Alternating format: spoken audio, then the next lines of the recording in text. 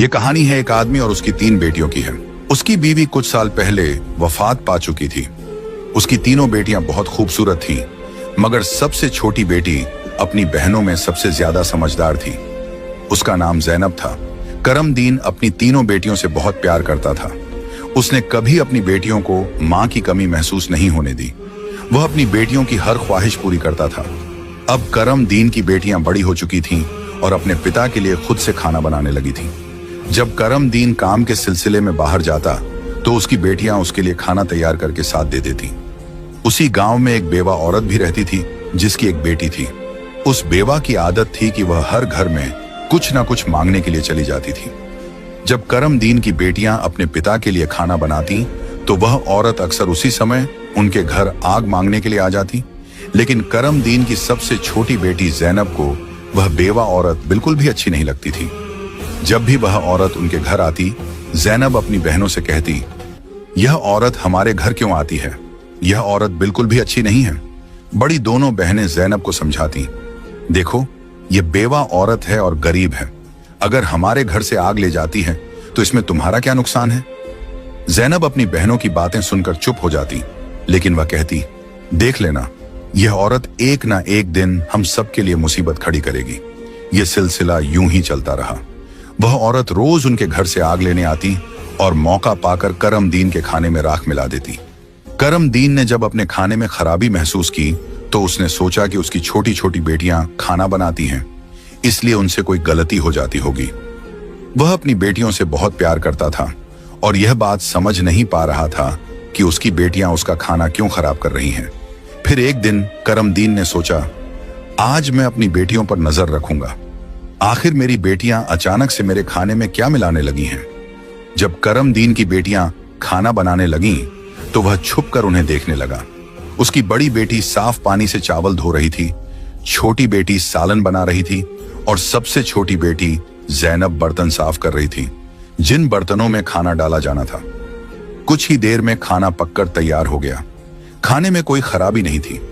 करमदीन परेशान था, लेकिन फिर अचानक उसने जो देखा उससे उसके पैरों तले जमीन खिसक गई।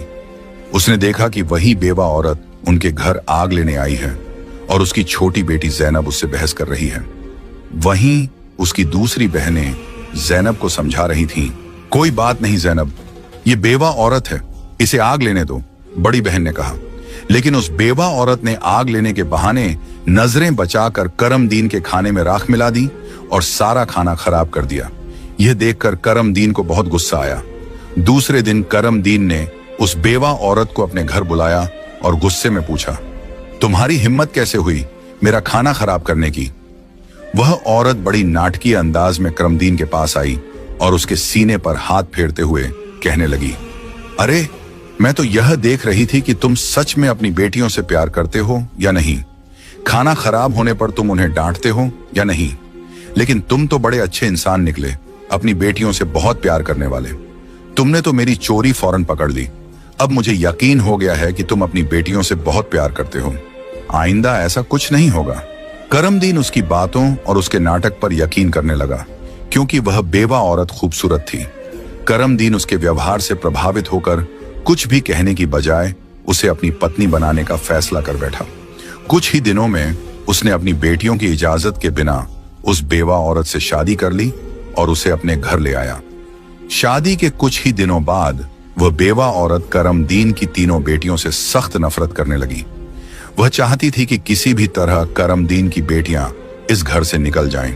उसने उन्हें घर से निकालने के लिए तरह तरह के मंसूबे बनाने शुरू कर दिए।